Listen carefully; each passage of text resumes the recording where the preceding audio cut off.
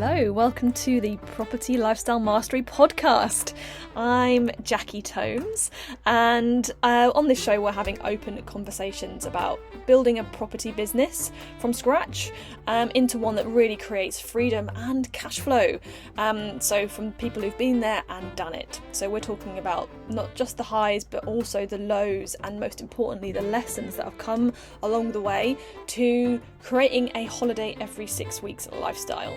So we're talking about everything, right from big picture strategy right down to practical details and what you need to do to shift your mindset along the way to make all that happen. So today's episode sees Dave and Dom come to get together, and Dave is going to be interviewing Dom on his journey to where he is today. And Dom has been an incredibly important person in both my life and Dave's life in shifting our perspective and ultimately shifting where the business is today. So finding out how he's gotten to where he is today, making such a massive impact on the people around him. So you're really going to love this one. So strap yourself in. Here is Dom and Dave.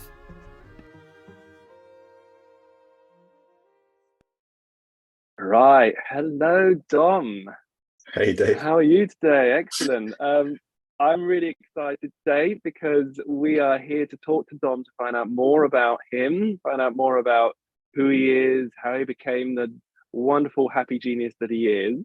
And we're looking to dive into the journey that Dom's gone through to becoming a fantastic business coach and mentor to not just property businesses, but working with hundreds, thousands of different businesses across many different industries, and just being such a fantastic influence on everyone that he comes across in terms of not just crafting their business, but actually helping them to craft themselves into the ideal version of who they can be, the best version of themselves. And that, I have to say, has been for us, Dom, you know very well, your biggest influence on us, and the reason we work together now, because we've known you for many years. And actually, just to give that tiny bit of background, Dom, we originally met him because he was working along the team of one of our very first business mentors, and he was one of his prime team members, helping him to run his business. And we met him then probably 10 years ago, maybe 8 to 10 years ago. And we knew him for many years thereafter until we finally realized we needed to work much more closely and get him to help our clients. So hello, Dom. Great to see you, Dave. Thank you very much for that kind intro. And I feel, I don't often get interviewed, so I'm feeling almost nervous, but at the same time, always happy to share a story, because stories change people. And if I can provide insight and guidance to the listeners from sharing my story, then that's a good place to start. Wonderful. And do you know what? I think before I dive into where I want to go with this interview, could you just give a tiny biographical update for everyone listening as to like kind of what you have done, what do you help people with, the kind of business mentorship you've done, just so we've got a context. So I when traveling around the world after having had a couple of jobs, and I came back to the UK and I was like, what am I going to do with my life? And I came across life coaching and some platform speakers, Dr. DeMartini and Roger Hamilton, various other people. And I thought, I really want to become a coach. I love helping other people succeed. That's my greatest joy. And from there, it's like, well, how do I do that, right? And by chance, in a way, serendipity, I started working for a company that allocated coaches to other businesses. And from there, I became a business advisor. And over the next 6 to 7 years, as a business and skills advisor, I met with over 2,500 small businesses, directors, CEOs, HR directors, and helping them understand what they needed to learn, matching them with coaches and mentors to help them grow their business and fill in the gaps they had in their knowledge and their systems and things like that. And then from there, after 2015, I stopped doing that and went it alone, and started teaching coaches and mentors about strategy on a page, and that's where we met. And then from there, I got into managing and training other coaches and mentors. And I'm very fortunate, Dave, that I think of things in 3 ways. There's a job, which makes you money and that you spend. Then there's a career, where you learn a skill and you get good at something. And a lot of people, in fact, probably I'd say most people are in a career and they're going up that ladder. And then there's a vocation. And the vocation is like your purpose for being.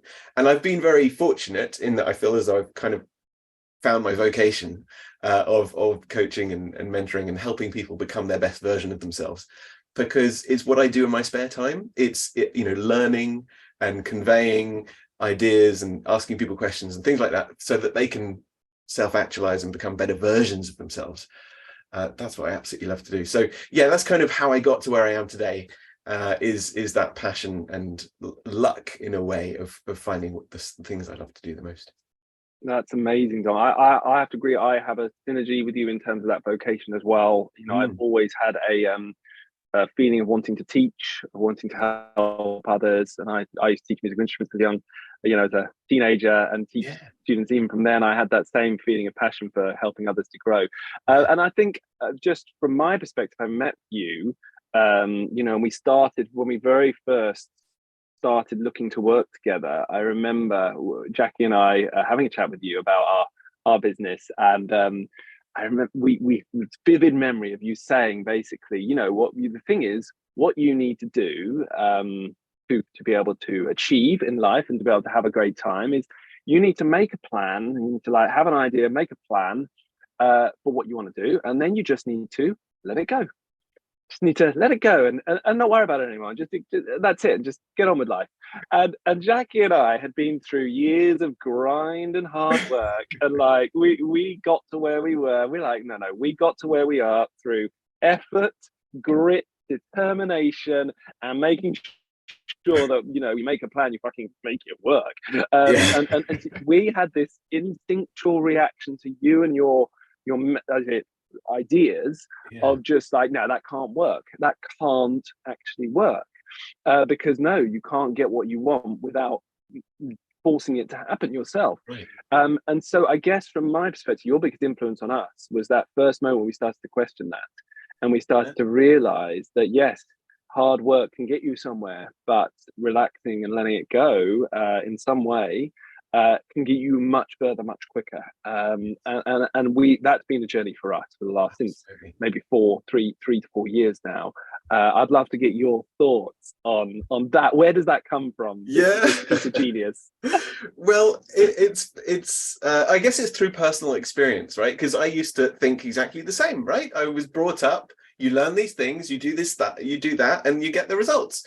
But from experience of working with thousands of small business owners, and also me personally, I did the personal development, I did the coaching, I learned all the theory, but it wasn't until one of the companies I set up wasn't going so well, lost a load of money, didn't have any work.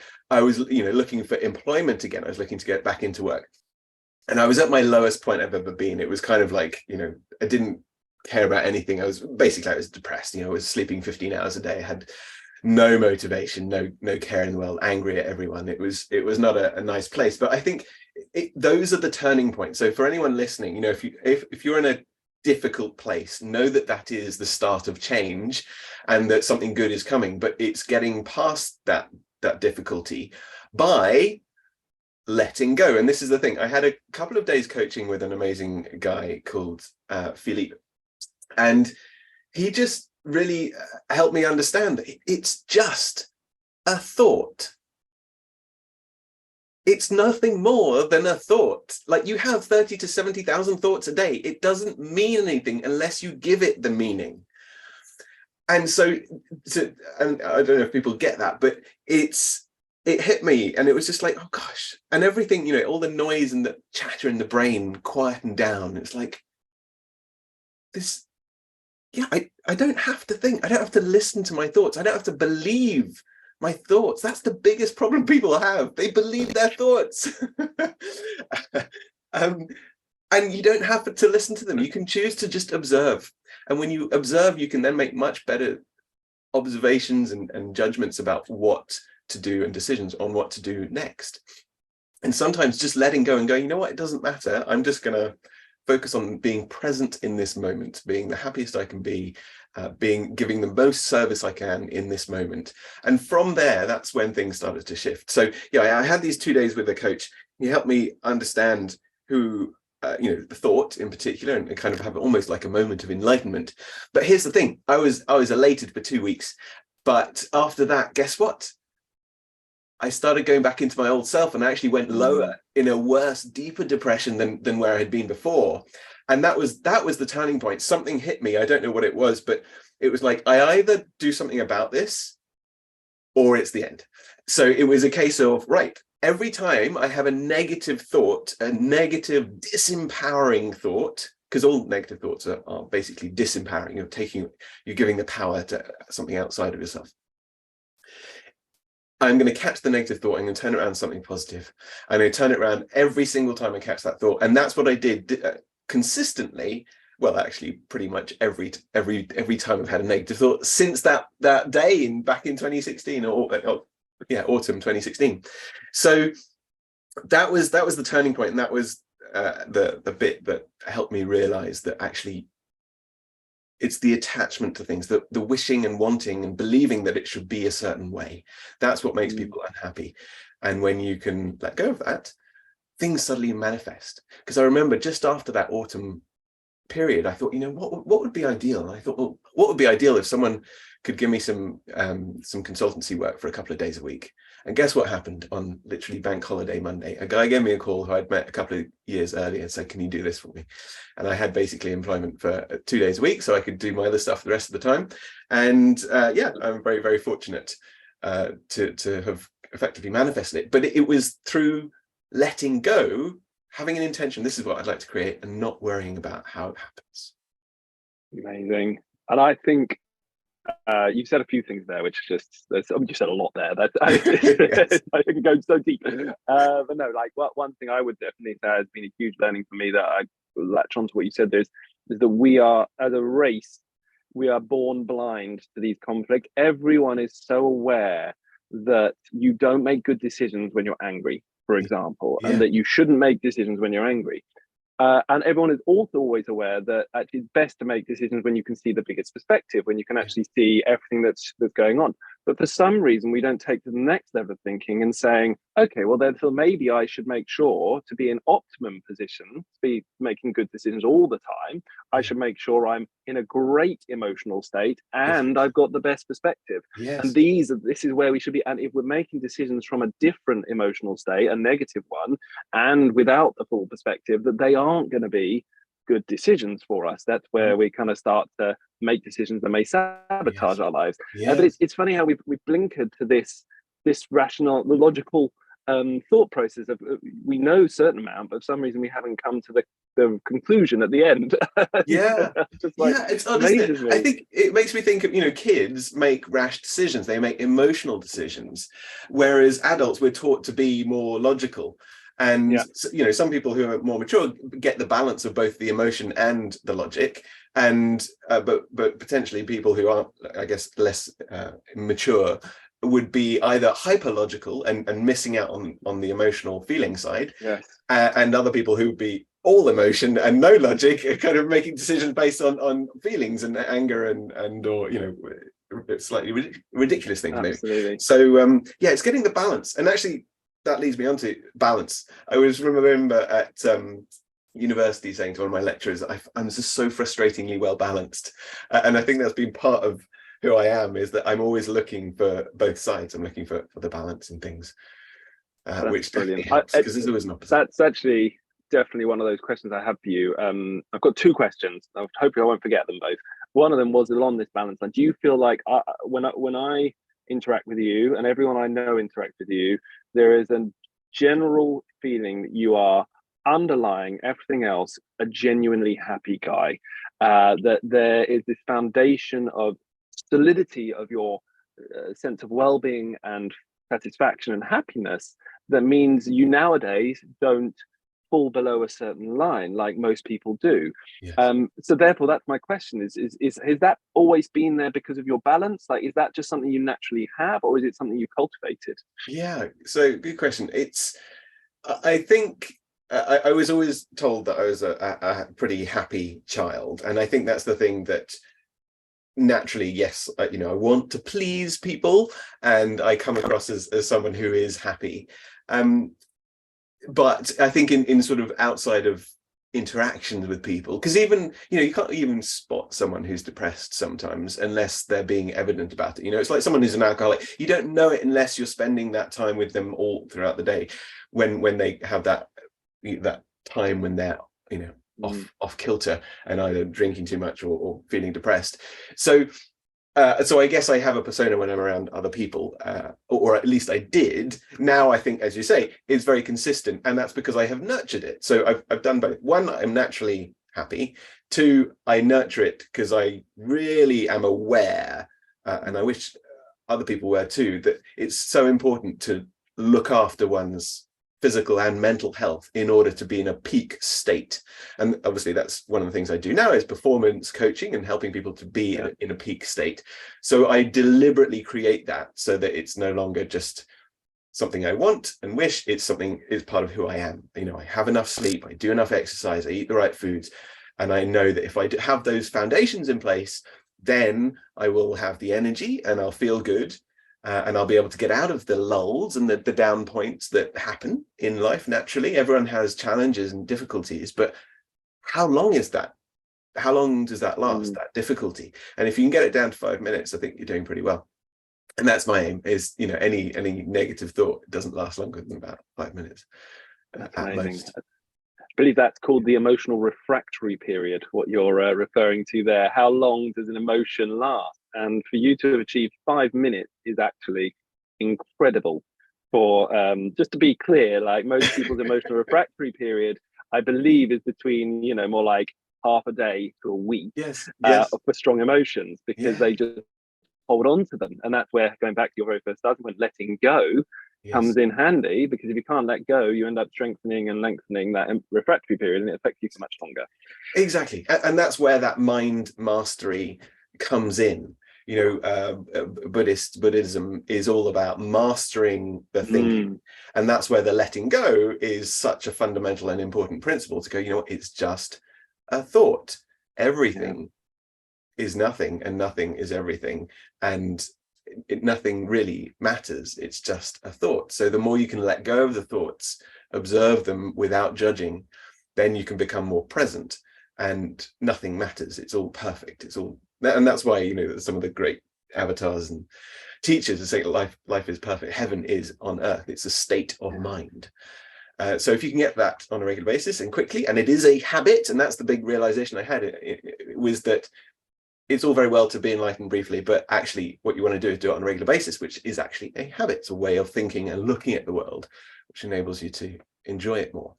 And if you can be as happy homeless on the street as you can with the possessions that you have and the relationships that you have, then, you know, you pretty much mastered life. Now, I'm not saying I wish myself to be homeless on the street, but that's, you know, that is, you know, real enlightenment is that ability to go to make the most of, be present no matter what's going on, and be content and peaceful, at peace, no matter what the situation.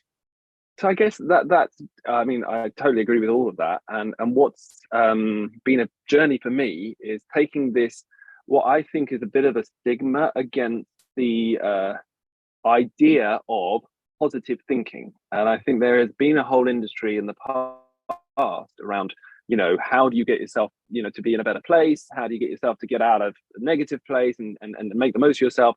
And there's been an industry around positive thinking, just positive thinking, that I think hasn't necessarily worked. It hasn't had the foundations underneath it, or the depth of other things to back it up. So I guess my question for you is, because I know that a lot of people are aware of just like positive thinking, and they're aware that maybe positive thinking, no, that doesn't work. You know, I need to be realistic. They can't just be unrealistic. Where is it that you deviate from, or where does it differ, what you do, to just saying, well, I just think positively? Great question. The thing about positive thinking is there are lots of people who, I've got to think positive, and that's what they are telling themselves mentally, but they're not feeling it. And until you align the positive thinking with a positive feeling, then it doesn't go to plan, and that's why they get big highs and lows. The other thing is that everything has an opposite, so there's positive and there's negative, and the more you see both sides, the more you can neutralize the emotion to then just be peaceful. And peace or love, they say love is seeing both sides, true love is seeing both sides, and being accepting of it. So if you're just being positive, then you're missing out on the other side of it. So it's good to neutralize emotions by being aware and seeing both sides, but also feeling it. If you're feeling at peace, we experience the world through our feelings. So thinking is just one way to experience the world, but actually if you feel it, that's when it becomes more real for us.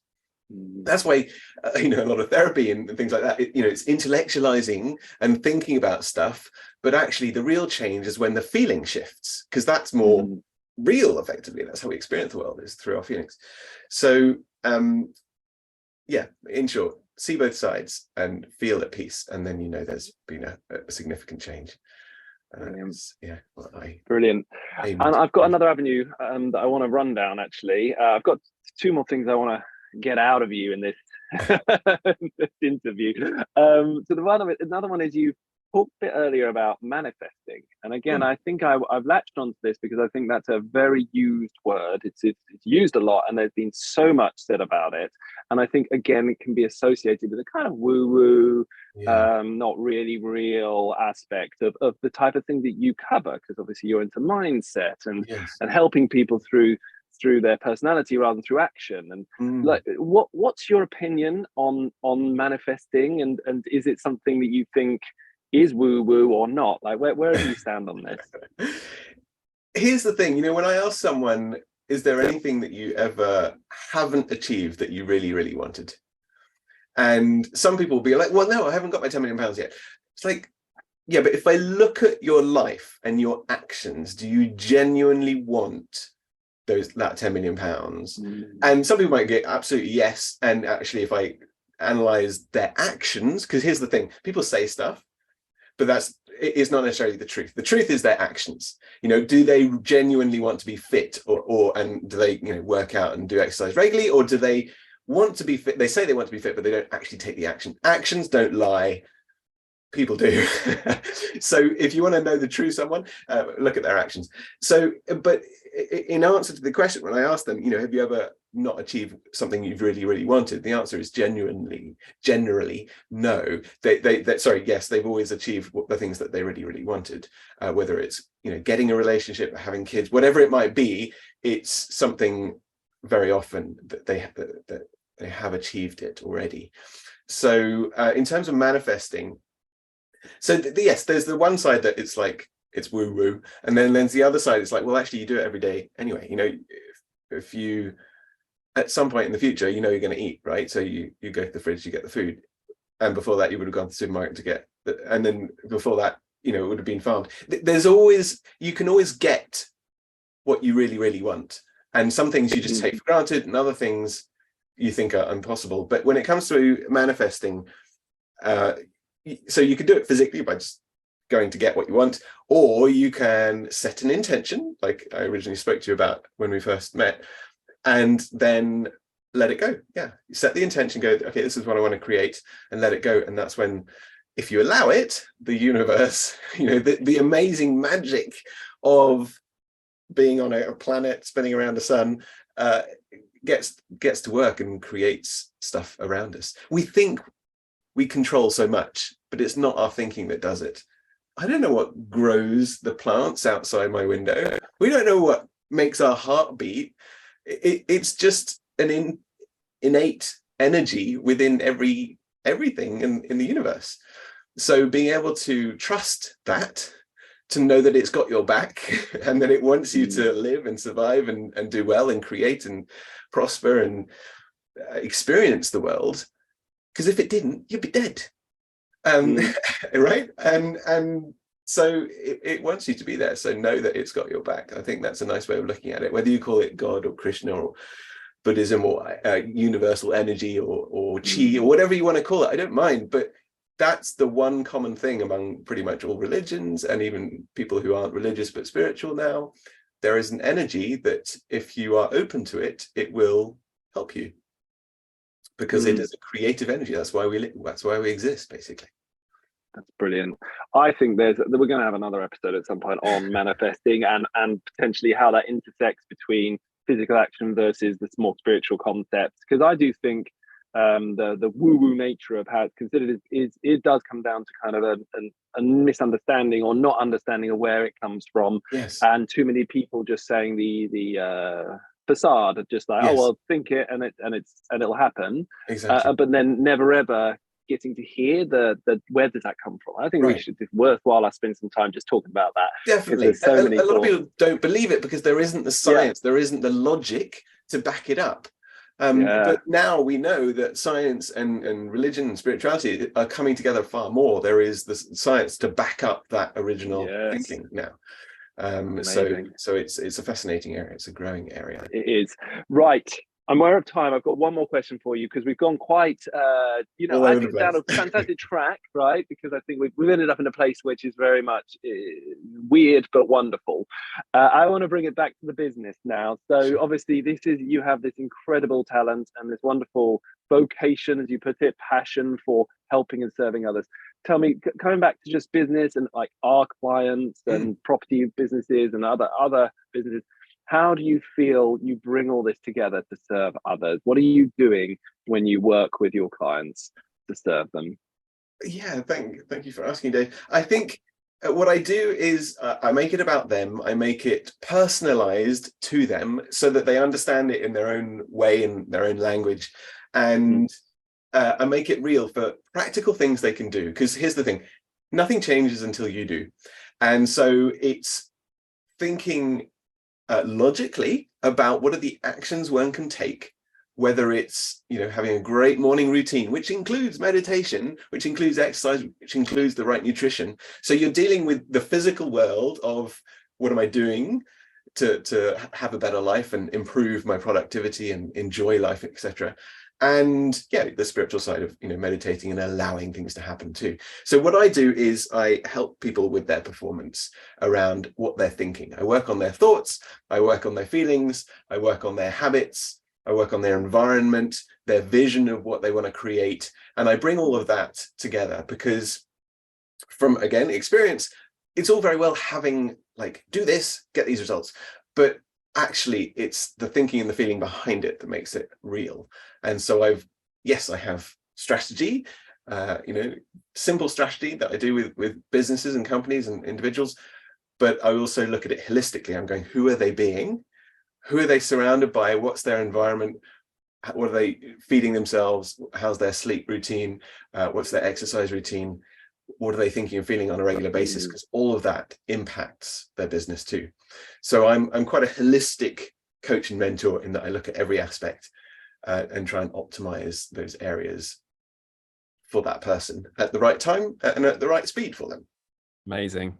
I think I'm going to add to that one thing that you made me think about when you're saying all of that is that from my perspective, you can take two people with exactly the same IQ, exactly the same background and abilities, everything exactly the same. One of them can turn into Richard Branson and one of them can turn into a street cleaner. And the only difference between those two people is everything you've just described. Like literally everything you've described is the determination of their personality, how they react to the world, and how they end up being successful or not, achieving their dreams or not.